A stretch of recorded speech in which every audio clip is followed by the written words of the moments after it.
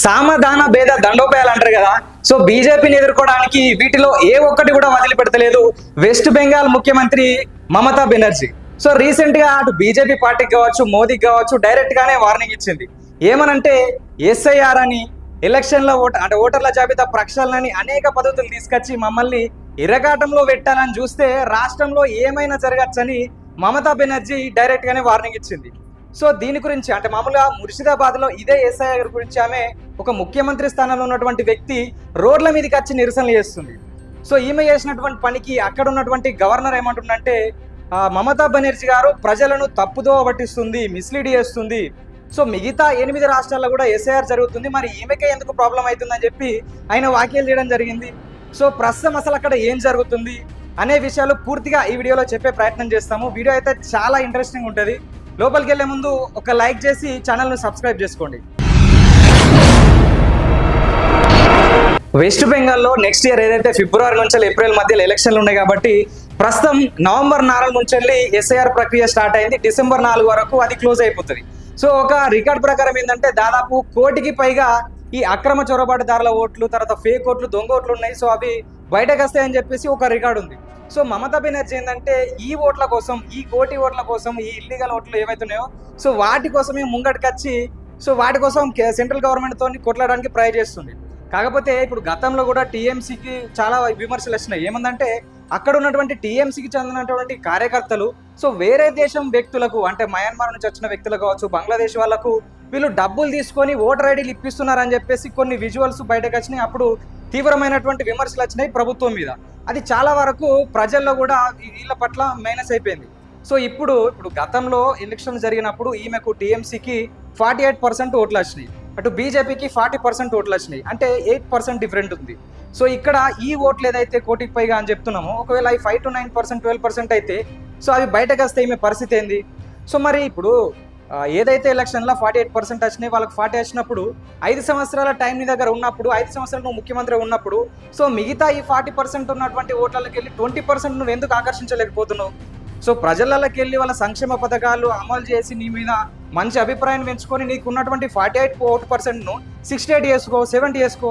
అంతేగాని ఈ illegal immigrants ఎవరైతే ఉన్నారో అక్రమ చొరబాటుదారుల గురించి, వేరే దేశపోని గురించి ఇప్పుడు దాదాపు 2012 నుంచి వెళ్ళి ఈమె అధికారంలో ఉంది. అంటే ఇప్పటికీ ఇప్పుడు ఎక్కడైనా ఏ రాష్ట్రంలో కానీ 2వ సారి అధికారంలోకి రావాల ముఖ్యమంత్రి అంటేనే చాలా గొప్ప విషయం. సో ఇప్పటికీ ఆమె అక్కడ అధికారంలో ఉంది అంటే ప్రజల్లో ఈమె పట్ల సానుకూలత ఉంది. సో దాన్ని కాపాడుకున్నాడు ఇడిచిపెట్టి సో వీళ్ళ కోసం ఎందుకు ఈమె అంతగానము నిరసనలు చేయడం, ధర్నాలు చేయడం వల్ల మొన్న ముర్షిదాబాద్లో కూడా రోడ్డు మీదకి వచ్చి నిరసనలు చేస్తుంది. సో గవర్నర్ కూడా దీని గురించి వ్యాఖ్యలు చేయడం జరిగింది. ఇప్పుడు అక్కడ ఏదైతే ఈ ఓటర్ల జాబితా ప్రక్షాళన జరుగుతుందో సో వాళ్ళ మీద కూడా ఈ టీఎంసీకి చెందినటువంటి కార్యకర్తలు దాడి చేయడం, వాళ్ళని బెదిరించడం సో ఇలాంటివి చేసుడు చేయబట్టి దాదాపు 28 మంది దేశంలో ఎక్కడ లేని విధంగా ఎలక్షన్ కమిషన్కు చెందిన వాళ్ళు, బూత్ లెవెల్ ఆఫీసర్లు 28 మంది అఘాయిత్యం చేసుకొని వాళ్ళు చనిపోయారు. సో ఇప్పుడు ఏంటంటే తప్పు మీద తప్పు ఈ ఓట్ల కోసం, దొంగోట్ల కోసం, ఇల్లీగల కోసం వీళ్ళు చనిపోయేలా చేస్తే రేపు ఇది నిజంగానే బయటకు వచ్చి ప్రభుత్వం అనిపోతే దీని మీద మళ్ళీ కమిషన్లు వేస్తారు కదా. 28 మంది ఆఫీసర్లు తెచ్చుకోవడం అంటే సామాన్యమైన విషయం కాదు కదా. సో రేపు మళ్ళీ ఇది బయటకు వస్తుంది. సో అంటే తప్పు మీద తప్పు, సో మళ్ళీ జైలుకి వెళ్ళేదాకా తీసుకెళ్తుంది.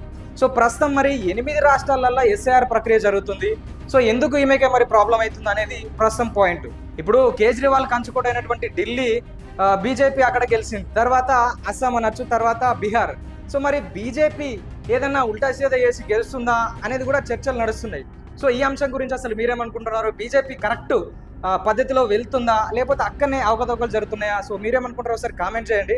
బీజేపీ లాంటి పార్టీని ఎదుర్కోవాలంటే ఇప్పుడు మమతా బెనర్జీ దాదాపు ఒక 10 ఏళ్ల పై నుంచే మా అధికారంలో ఉంది. ఇటు కేజ్రీవాల్ కావచ్చు, మమతా బెనర్జీ కావచ్చు, మాయావతి కావచ్చు, లేకపోతే స్టాలిన్ కావచ్చు. సో ఇలాంటి వాళ్ళు, ఇలాంటి ప్రజల్లో ఆదరణ ఉన్నటువంటి వ్యక్తులు సో బీజేపీని ఎదుర్కోవడానికి ఆస్కారం ఉంటుంది. కాకపోతే ఈ వేరే దేశం వాళ్ళ కోసం, అక్రమ వలసదారుల కోసం, లేకపోతే వీళ్ళ కోసము ప్రజల్లో వ్యతిరేకత తెచ్చుకుంటే ఇది ఎప్పటికీ సాధ్యం కాదు. బీజేపీ మెల్లిమెల్లిగా అటు వెస్ట్ బెంగాల్లో కూడా బాగా వేసే ఆస్కారం ఉంటుంది. 40% అలాగే ఆల్రెడీ ఓట్ బ్యాంక్ ఉంది. సో ఇలాంటి చర్యల వల్ల ఇంకా పెరిగే ఆస్కారం ఉంటుంది. సో ఇక్కడ ఇంకొక విషయం ఏంటంటే ఇప్పుడు వెస్ట్ బెంగాల్లో ఎటువంటి కథ నడుస్తుందంటే మామూలుగా ఇప్పుడు ఎస్ఐఆర్కి సంబంధించినటువంటి అధికారులు వాళ్ళు అక్కడికి వెళ్ళి వాళ్ళ డీటెయిల్స్ తీసుకునే ప్రయత్నం చేస్తే ఒక నియోజకవర్గంలో దాదాపు 13,30,000 మంది ఓటర్ల నియోజకవర్గంలో లేరు. అంటే ఇప్పుడు ఎట్లుంటుంది అంటే ఇప్పుడు ఒక 100 మంది దగ్గరికి పోయినాం అనుకోరు, 100 మంది దగ్గరకు పోతే అక్కడ 13 మంది లేక ఇంకొక జాగాలో 13 మంది లేకపోతే సో అది పెండింగ్ పడిపోతుంది. అంటే 100 మందిని మేము రికార్డ్స్ తీసుకున్నాము, దాంట్లో 30 మంది లేరు అంటే అది పెండింగ్ పడుతుంది. సో ఈ విధంగా ఇప్పుడు ఈ నియోజకవర్గంలో డీటెయిల్స్ తీసుకునేటప్పుడు ఇంకొక గడికి షిఫ్ట్ చేసుడు, సో అక్కడ జరిగేటప్పుడు మళ్ళీ ఇంకొక నియోజకవర్గానికి, అంటే దీన్ని ఫెయిల్ చేసే విధంగా అయితే అక్కడ చర్యలు నడుస్తున్నాయి, తర్వాత బెదిరించుడు ఇవన్నీ నడుస్తున్నాయి. కానీ ఈసారి అయితే కేంద్ర ప్రభుత్వం కావచ్చు, ఎలక్షన్ కమిషన్ కావచ్చు, కొంచెం గట్టిగానే చర్యలు అయితే స్టార్ట్ చేసింది. వీళ్ళు ఎట్లా అంటే ఈ డీటెయిల్స్ ఇప్పుడు ఇంతకుముందు 2002 నుంచి మొదలుపెట్టి 2025, సో ఇప్పటి వరకు అంటే ఇన్ని సంవత్సరాల నుంచి ఉన్నటువంటి డీటెయిల్స్ వాళ్ళు తీస్తున్నారు. సో ఫ్యామిలీ ట్రీ ద్వారా కూడా వీళ్ళు ఎలక్షన్ అధికారులు, ఎస్ఐఆర్ అధికారులు ట్రేస్ చేస్తున్నారు. ఎట్లా అంటే ఇప్పుడు 2002లో రాంబోగే అంటోడు ఒకటి ఉన్నాడు అనుకుందాం. సో 2002లో వానికి పెళ్ళి అయింది, 2 పిల్లలు ఉన్నారు అంటే 4.